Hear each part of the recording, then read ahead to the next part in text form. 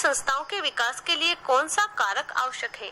तो दोस्तों लोकतांत्रिक संस्थाओं के विकास के लिए जो कारक आवश्यक है वो कारक है व्यक्तिगत अधिकारों के प्रति सम्मान, एक सबसे इम्पोर्टेंट एस्पेक्ट है। बी ऑप्शन इस क्वेश्चन में करेक्ट होगा। अगला प्रश्न है कौन से संविधान से राज्य नीति विषयक निर्देशक तत्व अपनाए गए हैं? तो दोस्तों वो संविधान है आयरिश संविधान, जिससे राज्य नीति विषयक निर्देशक तत्व अपनाए गए हैं। सी ऑप्शन इस क्वेश्चन में करेक्ट होगा। अगला क्वेश्चन है निम्न में से किस देश से भारतीय संविधान ने लिखित संविधान के रूप को प्राप्त किया है? तो दोस्तों वो देश है दोस्तों यूएसए, जिससे भारतीय संविधान ने लिखित संविधान के रूप को प्राप्त किया है यूनाइटेड स्टेट्स ऑफ अमेरिका से। सी ऑप्शन इस क्वेश्चन में करेक्ट होगा। अगला अपना प्रश्न है भारत में संविधान की उद्देशिका में धर्मनिरपेक्ष शब्द कौन से संविधान द्वारा जोड़ा गया है? तो दोस्तों भारतीय संविधान में धर्मनिरपेक्ष शब्द जिस संशोधन द्वारा जोड़ा गया, दोस्तों यहाँ पे संविधान लिखा हुआ है जबकि यहाँ पर आएगा संविधान संशोधन। तो दोस्तों वो संविधान संशोधन था 42वां संविधान संशोधन, जिसके तहत धर्मनिरपेक्ष शब्द संविधान में जोड़ा गया उद्देशिका में। बी ऑप्शन अपना इस क्वेश्चन में करेक्ट होगा। अगला प्रश्न है प्रस्तावना की कौन सी विशेषता में कहा गया है कि किसी भी सह नागरिक के साथ गौण व्यवहार नहीं करना चाहिए? तो दोस्तों प्रस्तावना की वो विशेषता है भाईचारे की विशेषता, जिसमें साफ साफ कहा गया है कि किसी भी सह नागरिक के साथ गौण व्यवहार नहीं करना चाहिए।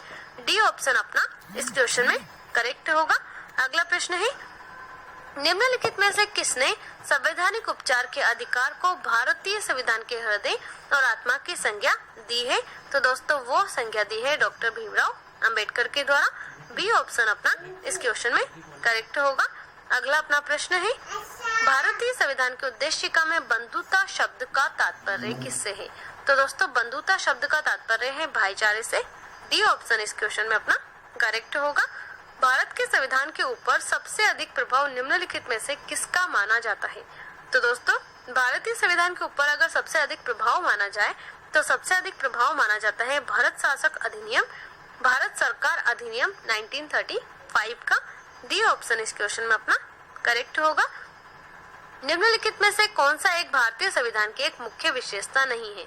तो दोस्तों जो एक भारतीय संविधान की मुख्य विशेषता नहीं है इनमें से वो है दोस्तों अल्पतंत्र। डी ऑप्शन इस क्वेश्चन में करेक्ट होगा क्योंकि यहाँ पर अल्पतंत्र नहीं है। इनमें से कौन भारत को एक सेकुलर राज्य के रूप में वर्णित करता है? तो दोस्तों वो वर्णित करता है प्रस्तावना भारत को एक सेकुलर राज्य के रूप में, यानी कि धर्मनिरपेक्ष राज्य के रूप में। बी ऑप्शन अपना इस क्वेश्चन में करेक्ट होगा। अगला प्रश्न है निम्नलिखित में से कौन सा शब्द भारतीय संविधान की उद्देशिका में नहीं है? तो दोस्तों वो शब्द है साम्यवादी, जो भारतीय संविधान की उद्देशिका में नहीं है। डी ऑप्शन इस क्वेश्चन में करेक्ट होगा। अगला प्रश्न है भारतीय संविधान में एकल नागरिकता की अवधारणा किस देश से प्रेरित है? तो दोस्तों ये अवधारणा जिस देश से प्रेरित है वो देश है इंग्लैंड। डी ऑप्शन इस क्वेश्चन में अपना करेक्ट होगा। अगला अपना प्रश्न है भारत में एकल नागरिकता की अवधारणा निम्नलिखित में से किस देश से प्रेरित है? तो दोस्तों ये अपनाई गई है अवधारणा इंग्लैंड से। डी ऑप्शन इस क्वेश्चन में करेक्ट होगा। नागरिकता निम्नलिखित में से किस विधियों द्वारा प्राप्त की जा सकती है? अब देखिए जन्म द्वारा, अनुवांशिकता द्वारा, पंजीयन द्वारा, अनुरोध द्वारा। इनमें से किस तरह की विधियां हैं जिसके तहत हम नागरिकता प्राप्त कर सकते हैं? इसका आंसर आपको कमेंट बॉक्स में कमेंट करके बताना है। बताइए क्या होगा इसका आंसर? तो दोस्तों इस क्वेश्चन का आंसर है फर्स्ट, सेकंड और थर्ड। या तो जन्म द्वारा आप नागरिकता ले सकते हैं, अनुवांशिकता द्वारा भी आपको नागरिकता मिल सकती है और पंजीयन द्वारा भी आपको नागरिकता मिल सकती है। अनुरोध के तहत आप नागरिकता नहीं प्राप्त कर सकते हो। बी ऑप्शन इस क्वेश्चन में अपना करेक्ट होगा। अगले प्रश्न की ओर अपन बढ़ते हैं। अगला प्रश्न है भारतीय संविधान की प्रस्तावना में उल्लिखित न्याय को किस रूप में स्वीकारा गया है? तो दोस्तों हमारे प्रियम्बल में एक वर्ड है न्याय, और न्याय को जिस रूप में स्वीकारा गया है वो न्याय होगा राजनीतिक न्याय हो सकता है, आर्थिक न्याय हो सकता है और सामाजिक न्याय भी वो हो सकता है। सभी विकल्प इसमें सही है, इसलिए डी ऑप्शन अपना इसमें करेक्ट होगा। अगला प्रश्न है नागरिकता प्राप्त करने के लिए शर्तें निर्धारित करने वाला सक्षम निकाय कौन सा है? तो दोस्तों नागरिकता प्राप्त करने के लिए शर्तें निर्धारित करने वाला सक्षम जो निकाय है वो निकाय है संसद। सी ऑप्शन इस क्वेश्चन में करेक्ट होगा। अगला प्रश्न है कोई व्यक्ति भारतीय नागरिक नहीं होगा यदि वह स्वेच्छा से दूसरे देश की नागरिकता ग्रहण कर चुका है, तो वो भारत का नागरिक नहीं हो सकता है। सी ऑप्शन अपना इस क्वेश्चन में करेक्ट होगा। अगले प्रश्न की ओर बढ़ते हैं। अगला प्रश्न है, भारतीय संविधान के निम्नलिखित में से किस अनुच्छेद द्वारा अस्पृश्यता समाप्त की गई थी? तो दोस्तों, अस्पृश्यता समाप्त की गई थी और वो आर्टिकल है आर्टिकल 17, जिसके तहत अस्पृश्यता समाप्त की गई। सी ऑप्शन इस क्वेश्चन में अपना करेक्ट होगा। अगला अपना प्रश्न है और वो प्रश्न है, दोहरी नागरिकता निम्न में से किसकी विशेषता है? दोस्तों, दोहरी नागरिकता विशेषता है संघीय सरकार की। बी ऑप्शन इस क्वेश्चन में करेक्ट होगा। अगला प्रश्न है, मौलिक अधिकारों को लागू करने के लिए निम्नोक्त में से किस न्यायालय द्वारा जारी किया जा सकता है? तो दोस्तों, किसी न्यायालय द्वारा जारी किया जा सकता है क्षमादेश, यानी कि रिट जारी की जा सकती है मौलिक अधिकारों को लागू करने के लिए। सी ऑप्शन इस क्वेश्चन में करेक्ट होगा। अगला प्रश्न है, भारतीय संविधान के मौलिक अधिकारों के अंतर्गत इनमें से क्या सम्मिलित नहीं है? तो दोस्तों, भारतीय संविधान के मौलिक अधिकारों के अंतर्गत जो सम्मिलित नहीं है वो है बराबर काम के लिए बराबर वेतन का अधिकार। ये मौलिक अधिकारों के अंतर्गत नहीं आता है। भाषण की स्वतंत्रता का अधिकार मौलिक अधिकारों में आता है। विधि के समक्ष समता का अधिकार भी मौलिक अधिकारों में आता है। संविधान का उपचारों का अधिकार भी मौलिक अधिकार है, लेकिन ये नहीं है। डी ऑप्शन इस क्वेश्चन में करेक्ट होगा।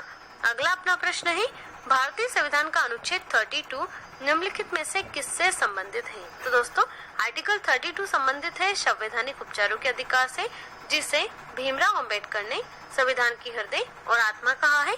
सी ऑप्शन इस क्वेश्चन में अपना करेक्ट होगा। अगला प्रश्न है, निम्नलिखित में से कौन सा मौलिक अधिकार नहीं है? तो दोस्तों, वो जो मौलिक अधिकार नहीं है वो है संपत्ति का अधिकार, जिसे मौलिक अधिकार हटा दिया गया है। डी ऑप्शन इस क्वेश्चन में अपना करेक्ट होगा। अगले प्रश्न की ओर अपन बढ़ते हैं। अपना अगला प्रश्न है, नौकरियों और शैक्षिक संस्थाओं में समाज के कमजोर वर्ग के लिए आरक्षण उपलब्ध कराने हेतु केंद्र सरकार को संविधान का कौन सा प्रावधान अधिकार देता है? तो दोस्तों, संविधान का वो अनुच्छेद जो प्रावधान का अधिकार देता है वो अनुच्छेद है आर्टिकल 16।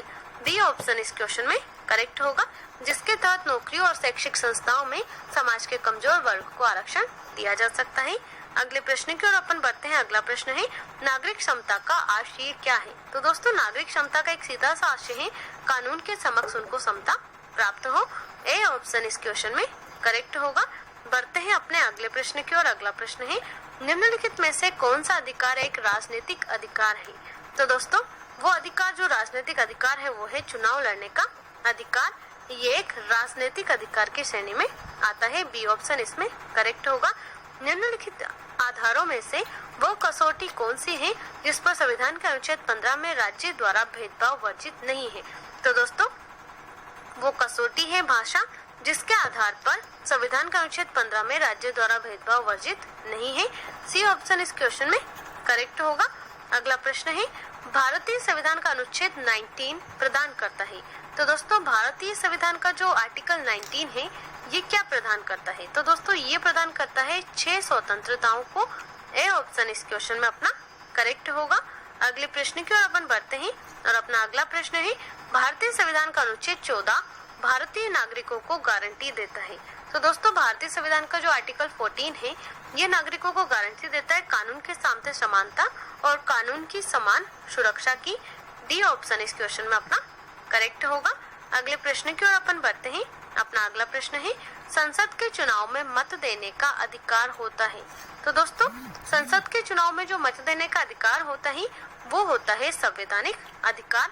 बी ऑप्शन इस क्वेश्चन में करेक्ट होगा। चुनाव का जो अधिकार है, मतदान का जो अधिकार है, ये संवैधानिक अधिकार की श्रेणी में आता है, मौलिक अधिकार की श्रेणी में नहीं आता है।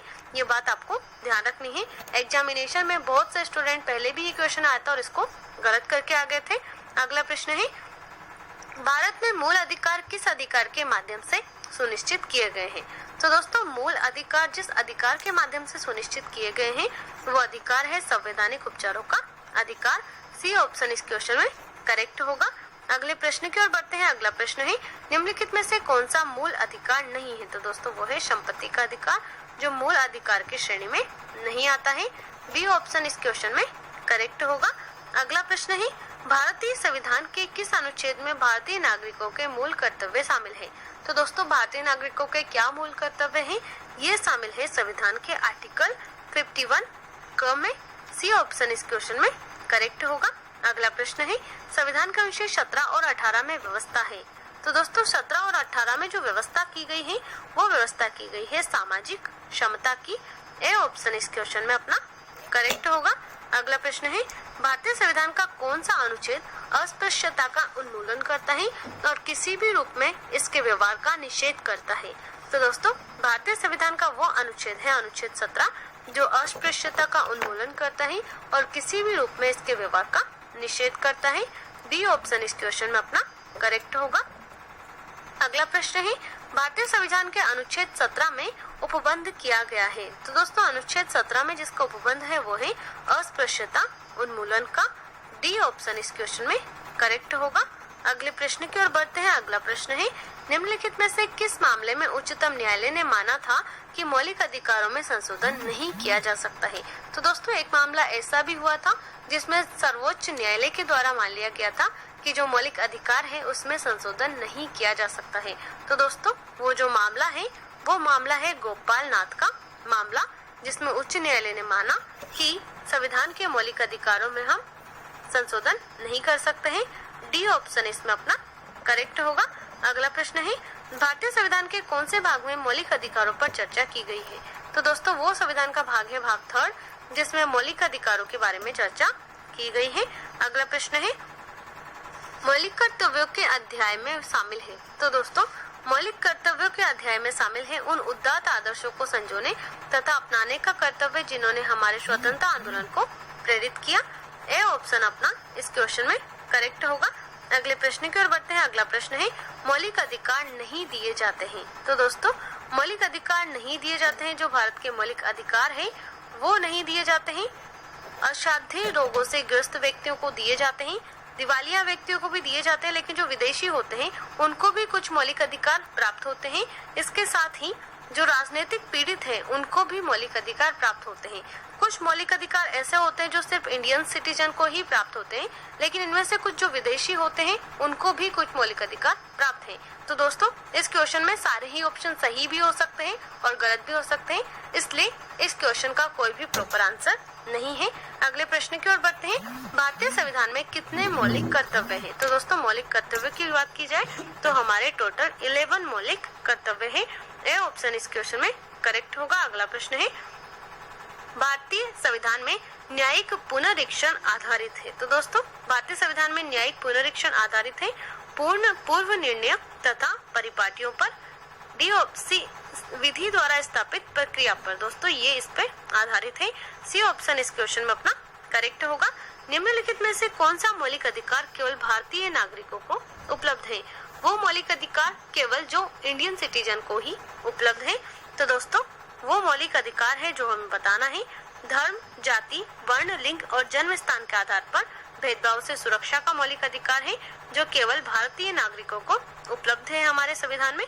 अगले प्रश्न की ओर बढ़ते हैं। अगला प्रश्न है, निम्नोक्त मौलिक अधिकारों में से किसे डॉक्टर BR अम्बेडकर ने संविधान का हृदय और आत्मा की संज्ञा दी थी? तो दोस्तों वो है संवैधानिक उपचारों का अधिकार। बी ऑप्शन इसमें करेक्ट होगा।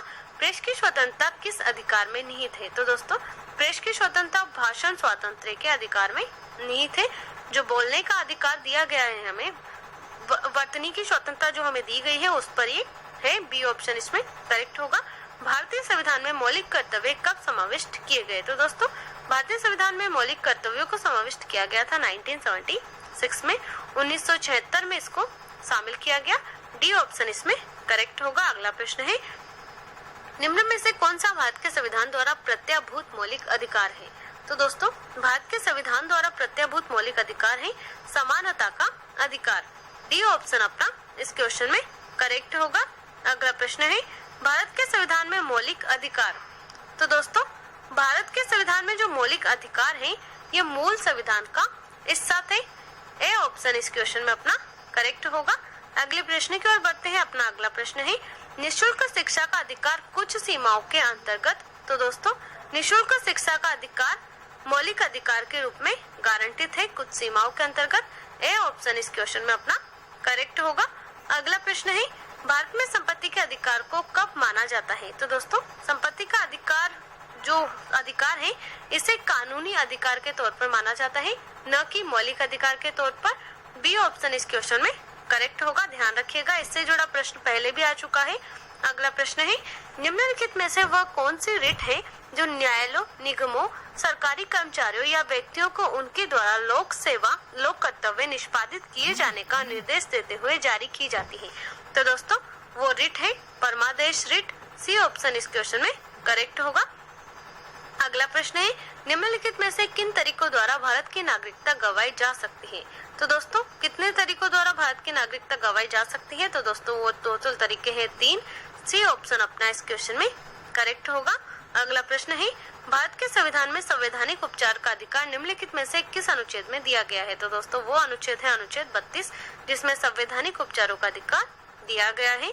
अनुच्छेद निम्नलिखित में से अनुच्छेद 21 में कौन सा अधिकार दिया गया है? तो दोस्तों अनुच्छेद 21 की अगर बात की जाए तो इसमें अधिकार दिया गया है जीवित रहने का अधिकार। डी ऑप्शन इस क्वेश्चन में अपना करेक्ट होगा। भारत में कानून के समक्ष समानता कहाँ से लिया गया? तो दोस्तों कानून के समक्ष समानता लिया गया है संविधान से। सी ऑप्शन इस क्वेश्चन में करेक्ट होगा। अगले प्रश्न की ओर अपन बढ़ते हैं। अगला प्रश्न है, नागरिकों और विदेशियों दोनों को प्राप्त है? तो दोस्तों एक ऐसा मौलिक अधिकार जो नागरिकों और विदेशियों दोनों को प्राप्त है, तो दोस्तों वो प्राप्त है मौलिक अधिकार। बी ऑप्शन इस क्वेश्चन में करेक्ट होगा। अगले प्रश्न की ओर बढ़ते हैं। अगला प्रश्न है, भारतीय संविधान में कितने मौलिक अधिकार उल्लेखित हैं? तो दोस्तों भारतीय संविधान की अगर बात की जाए तो इसमें टोटल 6 मौलिक अधिकार हैं। बी ऑप्शन अपना इस क्वेश्चन में करेक्ट होगा। अब आपको कमेंट बॉक्स में कमेंट करके बताना है कि वो 6 मौलिक अधिकार कौन कौन से हैं जो संविधान में नागरिकों को प्राप्त है। अगले प्रश्न की ओर बढ़ते हैं। अगला प्रश्न है, निम्नलिखित में से कौन सा अनुच्छेद में समता के अधिकार का प्रावधान है? तो दोस्तों वो अनुच्छेद है अनुच्छेद 14, जिसमें समता के अधिकार का प्रावधान है। ए ऑप्शन इस क्वेश्चन में अपना करेक्ट होगा। अगला प्रश्न है, भारतीय नागरिकों के मौलिक अधिकारों को निलंबित किया जा सकता है? तो दोस्तों जो भारतीय नागरिकों के मौलिक अधिकार हैं उन्हें निलंबित किया जा सकता है राष्ट्रीय आपातकाल के दौरान। ए ऑप्शन इस क्वेश्चन में करेक्ट होगा। अगला प्रश्न है, अधिकार परीक्षा शब्द का शाब्दिक अर्थ क्या है? तो दोस्तों अधिकार परीक्षा शब्द का शाब्दिक अर्थ है किस अधिकार से? सी ऑप्शन इस क्वेश्चन में करेक्ट होगा। अगला प्रश्न है, निम्नलिखित में से किस स्थिति में बंदी प्रत्यक्षीकरण रिट जारी की जा सकती है? तो दोस्तों वो स्थिति होती है दोषपूर्ण पुलिस नजरबंदी की स्थिति, जिसमें बंदी प्रत्यक्षीकरण रिट जारी की जा सकती है। सी ऑप्शन अपना इस क्वेश्चन में करेक्ट होगा। अगला प्रश्न है, भारतीय संविधान के अनुसार संपत्ति का अधिकार है? तो दोस्तों संपत्ति का अधिकार एक वैधिक अधिकार है। सी ऑप्शन इस क्वेश्चन में करेक्ट होगा। कानून के आधार पर ये अधिकार दिया जाता है, मौलिक अधिकार ये नहीं है। सी ऑप्शन इस क्वेश्चन में करेक्ट होगा। अगला प्रश्न है, मूल अधिकारों से संबंधित मामला निम्नलिखित में से कौन सा है? तो दोस्तों मूल अधिकारों से संबंधित जो मामला है वो मामला है गोलकनाथ बनाम पंजाब राज्य। 1967 का ये मामला है जो मूल अधिकारों से संबंधित है। ए ऑप्शन इस क्वेश्चन में करेक्ट होगा। अगला प्रश्न है, भारतीय संविधान में कितने मौलिक कर्तव्य उल्लिखित हैं? तो दोस्तों भारतीय संविधान में मौलिक कर्तव्य उल्लिखित है 11। डी ऑप्शन इस क्वेश्चन में करेक्ट होगा। अगला प्रश्न है, शिक्षा का अधिकार एक मौलिक अधिकार बन गया? तो दोस्तों शिक्षा का अधिकार मौलिक अधिकार बना था 1 अप्रैल 2010 को। शिक्षा के अधिकार को मौलिक अधिकारों की श्रेणी में शामिल किया गया। बी ऑप्शन इसमें करेक्ट होगा। राज्य के नीति निर्देशक सिद्धांतों के अनुसार किस आयु तक के बच्चों को निःशुल्क एवं अनिवार्य शिक्षा देने की आशा की जाती है? तो दोस्तों वो एज है 14 वर्ष। 14 वर्ष के बच्चों को निःशुल्क और अनिवार्य शिक्षा देने की आशा की जाती है। ए ऑप्शन इस क्वेश्चन में करेक्ट होगा। अगला प्रश्न है, भारतीय संविधान में किसकी सिफारिशों पर मूल कर्तव्यों को सम्मिलित किया गया? तो दोस्तों वो सिफारिश थी स्वर्ण सिंह समिति की, जिसकी सिफारिशों पर संविधान में मूल कर्तव्यों को सम्मिलित किया गया। बी ऑप्शन इस क्वेश्चन में अपना करेक्ट होगा। अगला प्रश्न है, राज्य नीति के निर्देशक सिद्धांत के साथ भारतीय संविधान का कौन सा भाग संबंधित है? तो दोस्तों इसके साथ भारतीय संविधान का भाग संबंधित है भाग 4। सी ऑप्शन इस क्वेश्चन में अपना करेक्ट होगा। अगला अपना प्रश्न है, हमारे संविधान में निर्देशक सिद्धांत? तो दोस्तों हमारे संविधान में निर्देशक सिद्धांत कानूनी अदालतों द्वारा अपरिवर्तनीय है। डी ऑप्शन इस क्वेश्चन में अपना करेक्ट होगा। अगले प्रश्न की ओर बढ़ते हैं। अगला प्रश्न है, भारतीय संविधान नागरिकों के लिए आर्थिक न्याय किसके माध्यम से सुनिश्चित करता है? तो दोस्तों ये सुनिश्चित करता है प्रस्तावना से। सी ऑप्शन इस क्वेश्चन में अपना करेक्ट होगा। अगला प्रश्न है, भारतीय संविधान का भाग 4 निम्नलिखित में से किससे संबंधित है? तो दोस्तों ये संबंधित है राज्य के नीति निर्देशक तत्वों से। डी ऑप्शन इसमें करेक्ट होगा। किस प्रकार की सरकार में दोहरी नागरिकता का एक महत्वपूर्ण महत्व है? तो दोस्तों दोहरी नागरिकता एक महत्वपूर्ण विशेषता रखती है और वो है संघीय सरकार में। बी ऑप्शन इस क्वेश्चन में करेक्ट होगा। भारत के संविधान का कौन सा अनुच्छेद भारत को कल्याणकारी राज्य घोषित करने से संबंधित है? तो दोस्तों वो आर्टिकल है आर्टिकल 39 जो भारत को कल्याणकारी राज्य घोषित करने से संबंधित है। बी ऑप्शन इस क्वेश्चन में करेक्ट होगा। अल्पसंख्यकों के हितों की सुरक्षा पर किस अनुच्छेद में विचार किया गया है? तो दोस्तों वो अनुच्छेद है 29 जिसमें जो अल्पसंख्यक है उनके हितों की सुरक्षा के बारे में विचार किया गया है। सी ऑप्शन इस क्वेश्चन में अपना करेक्ट होगा।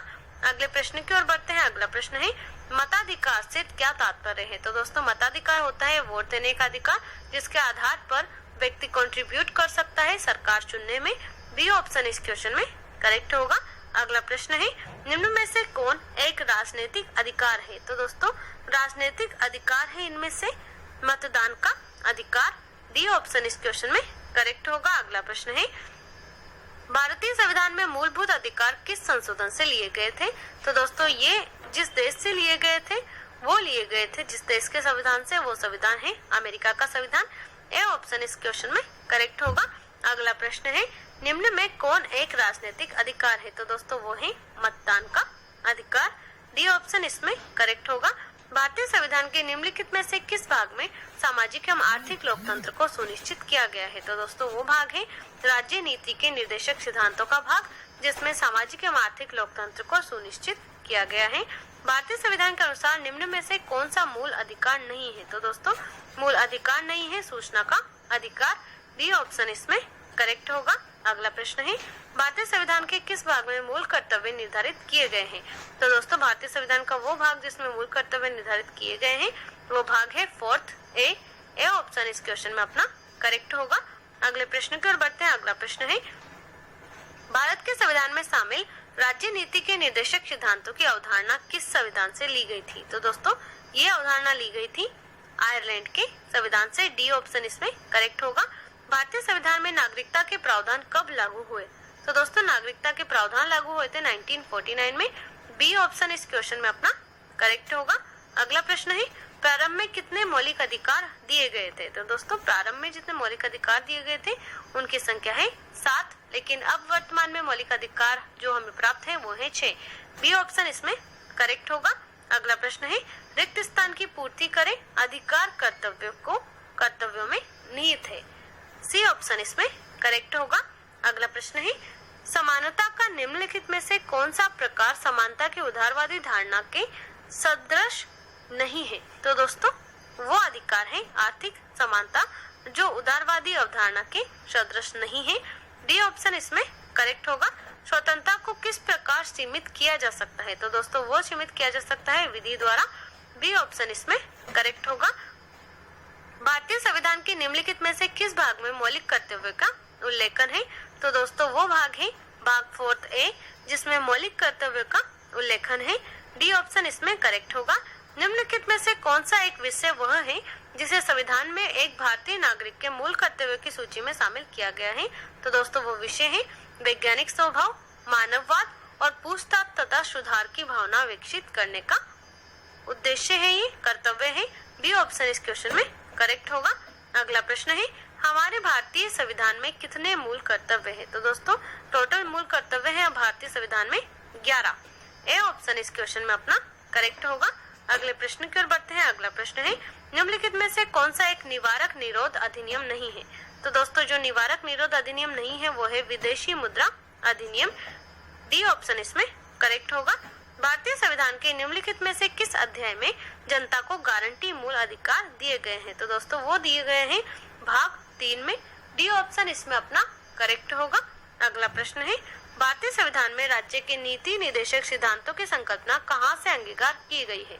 तो दोस्तों राज्य के नीति निर्देशक सिद्धांतों की जो संकल्पना है ये संकल्पना अंगीकार की गई है आयरलैंड और स्पेन से। ए ऑप्शन इस क्वेश्चन में अपना करेक्ट होगा। अगला प्रश्न है एकाधिक मताधिकार तंत्र क्या है? तो दोस्तों एकाधिक मताधिकार तंत्र है पात्रित वोटर एक वोट देता है तथा कुछ विशेष योग्यता वाले वोटर एक से अधिक वोट देते हैं। सी ऑप्शन इस क्वेश्चन में करेक्ट होगा। अगला प्रश्न है निम्नलिखित में से कौन से जोड़े का सही मिलान किया गया है? तो देखिए जो सही मिलान है वो है एडीएम जबलपुर केस आपातकाल में नागरिकों का अधिकार, ये जोड़े का एकदम सही मिलान है। ए ऑप्शन इस क्वेश्चन में अपना करेक्ट होगा। निम्नलिखित में से कौन सा स्वाभाविक रूप से न्यायपूर्ण है? तो दोस्तों स्वाभाविक रूप से जो न्यायपूर्ण है वो है न्यायपूर्ण मौलिक अधिकार। सी ऑप्शन अपना इस क्वेश्चन में करेक्ट होगा।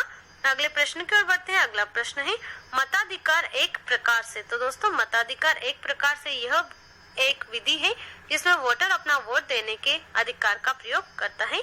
बी ऑप्शन इस क्वेश्चन में अपना करेक्ट होगा। अगला प्रश्न है निजता का अधिकार किसके अधीन आता है? तो दोस्तों निजता का अधिकार आता है अनुच्छेद 21 के अधीन। अगला प्रश्न है निम्नलिखित में से किस अनुच्छेद में पाकिस्तान से भारत आए लोगों के लिए नागरिकता के अधिकार का उल्लेख है? तो दोस्तों वो अनुच्छेद है अनुच्छेद 6 जिसमें पाकिस्तान से आए नागरिकों के लिए नागरिकता का अधिकार है। सी ऑप्शन इस क्वेश्चन में करेक्ट होगा। अगला प्रश्न है भारतीय संविधान का निम्नलिखित में से कौन सा अनुच्छेद विधि की समक्ष समता के अधिकार से संबंधित है? तो दोस्तों वो अनुच्छेद है अनुच्छेद 14। बी ऑप्शन इसमें अपना करेक्ट होगा। बढ़ते हैं दोस्तों। अगला अपना प्रश्न है संवैधानिक उपचारों का अधिकार किसके तहत आता है? तो दोस्तों आप सभी को मालूम होगा संवैधानिक उपचारों का अधिकार एक मौलिक अधिकार है जो हम सभी को प्राप्त है। डी ऑप्शन इस क्वेश्चन में अपना करेक्ट होगा। अगले प्रश्न की ओर बढ़ते हैं। अगला प्रश्न है निवारक निरोध अधिनियम जिसे हम प्रिवेंटिव डिटेंशन एक्ट भी बोलते हैं, इसके द्वारा क्या रोका जा सकता है? तो दोस्तों इसके द्वारा जो रोका जा सकता है वो होता है आजादी का हक। ए ऑप्शन इस क्वेश्चन में अपना करेक्ट होगा। अगले प्रश्न की ओर बढ़ते हैं। अगला प्रश्न है निम्नलिखित में से भारतीय संविधान किसकी गारंटी नहीं देता है? अब यहाँ पर देखिए ऑप्शन है समता का हक जिसकी गारंटी हमें प्राप्त है, यानी कि सभी को समता का अधिकार है। धार्मिक आजादी की भी यहाँ पर स्वतंत्रता है क्योंकि हमारा इंडिया जो है एक सेक्युलर कंट्री है। इसके साथ ही संवैधानिक उपचारों का हक ये एक मौलिक अधिकार है और ये सभी नागरिकों को प्राप्त है। सभी को शिक्षा का हक भी प्राप्त है। तो दोस्तों ऐसा कोई भी ऑप्शन नहीं है जो इसमें करेक्ट होगा क्योंकि ये सारे ही अधिकारों की गारंटी हमारा संविधान हमें देता है। तो दोस्तों इस क्वेश्चन का कोई भी आंसर नहीं है। अगले प्रश्न की ओर बढ़ते हैं। भारतीय नागरिकता किसके द्वारा दी जाती है? तो दोस्तों भारतीय नागरिकता हमें दी जाती है गृह मंत्रालय के द्वारा। सी ऑप्शन इस क्वेश्चन में करेक्ट होगा। अगला प्रश्न है कल्याणकारी राज्य संबंधी विचार किसमें दिए गए हैं? दोस्तों कल्याणकारी राज्य संबंधी विचार जिसमें दिए गए हैं वो दिए गए हैं राज्य नीति संबंधी निदेशक सिद्धांत में। राज्य के जो कल्याणकारी राज्य हैं उससे संबंधित जितने भी विचार हैं वो इन्हीं में निहित है। अगला प्रश्न है निम्नलिखित में से कौन सा एक मौलिक कर्तव्य नहीं है? अब यहाँ पर देखिए कौन सा एक मौलिक कर्तव्य नहीं है। तो संविधान का पालन और राष्ट्रीय ध्वज का सम्मान करना ये हमारे मौलिक कर्तव्य की श्रेणी में आता है। एकता और भाईचारे को बढ़ावा देना ये भी हमारे मौलिक कर्तव्य की श्रेणी में आता है। प्रभुत्व की रक्षा और उसे बनाए रखना ये भी हमारे मौलिक कर्तव्य की श्रेणी में आता है। सैन्य और शिक्षा के अतिरिक्त सभी उपाधियों का उन्मूलन करना दोस्तों ये हमारे मौलिक कर्तव्यों की श्रेणी में नहीं आता है। डी ऑप्शन इस क्वेश्चन में करेक्ट होगा। अगला प्रश्न है मूल अधिकारों को लागू करने के संबंध में रिट जारी करने के लिए निम्नलिखित प्राधिकरणों में से कौन सा सक्षम है? तो दोस्तों मूल अधिकारों को लागू करने के संबंध में जो रिट जारी की जाती है इसमें से जो प्राधिकरण सक्षम है वो प्राधिकरण होता है सर्वोच्च न्यायालय या उच्च न्यायालय। सी ऑप्शन इस क्वेश्चन में करेक्ट होगा। भारतीय नागरिकता निम्नलिखित में से किन तरीकों से प्राप्त की जा सकती है? तो दोस्तों भारतीय नागरिकता प्राप्त की जा सकती है 5 तरीकों से। सी ऑप्शन इस क्वेश्चन में करेक्ट होगा। किस अधिनियम के ने नस्ल, धर्म तथा राष्ट्रीय मूल के अधिकार पर भेदभाव को निषेध किया था? तो दोस्तों जिस आधार पर निषेध किया गया था वो अधिनियम था नागरिक अधिनियम। ए ऑप्शन इस क्वेश्चन में अपना करेक्ट होगा। अगले प्रश्न की ओर बढ़ते हैं। अपना अगला प्रश्न है निम्नलिखित में से कौन सा एक मौलिक अधिकार नहीं है? अब देखिए मौलिक अधिकार, शिक्षा का अधिकार मौलिक अधिकारों की श्रेणी में आता है। संपत्ति का अधिकार एक कानूनी अधिकार है, मौलिक अधिकारों की श्रेणी से इसको हटा दिया गया है। तो बी ऑप्शन इस क्वेश्चन में अपना करेक्ट होगा। अगला प्रश्न है भारतीय संविधान के अनुसार किस परिस्थिति के अंतर्गत अभिव्यक्ति की स्वतंत्रता नागरिकों से छीन ली जाती है? तो दोस्तों ये छीन ली जाती है सेंसरशिप जो परिस्थिति होती है उसके अंतर्गत अभिव्यक्ति की स्वतंत्रता नागरिकों से छीन ली जाती है। डी ऑप्शन अपना इस क्वेश्चन में करेक्ट होगा। अगला